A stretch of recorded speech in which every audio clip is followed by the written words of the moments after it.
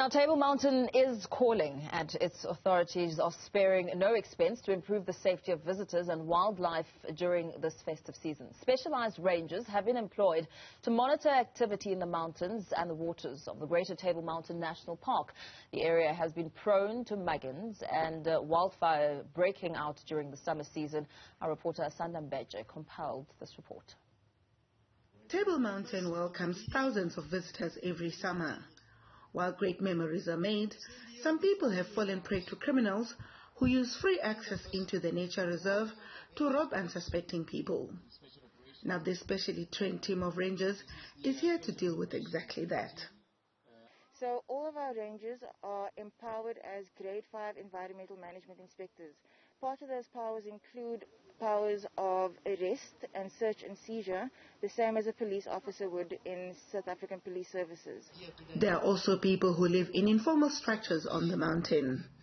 At times, their cooking fires have led to uncontrollable blazes in the area. Authorities have tried to remove the informal dwellers, but have failed.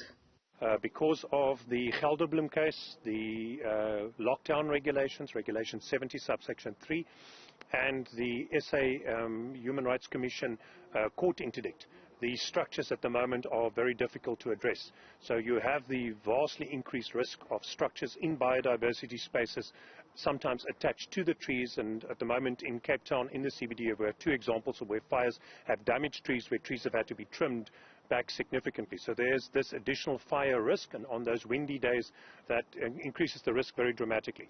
As we do as best we can to attend to the bylaw contraventions of people making fires, that remains an offence, and we will continue to address that. Additional resources are now going into monitoring activities to prevent disasters from happening. In April, a runaway fire started on the mountain and continued burning for days.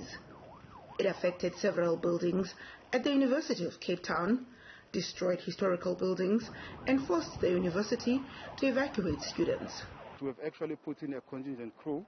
If you look just behind us, that's one of the aircraft that we use to actually firefight.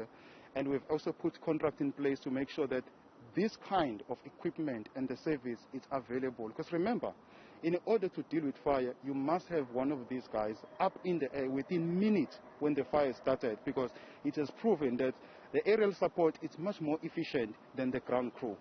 The rangers will also deal with abalone poaching, which happens in the sea areas of the national park.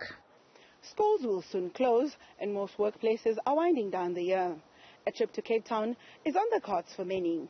This is the busiest time for Table Mountain National Park. The rangers here are deployed to keep tourists safe and ward off criminals who prey on visitors and wildlife. For Newzroom Afrika on Channel 405, I'm Asanda Mbetshe in Cape Town.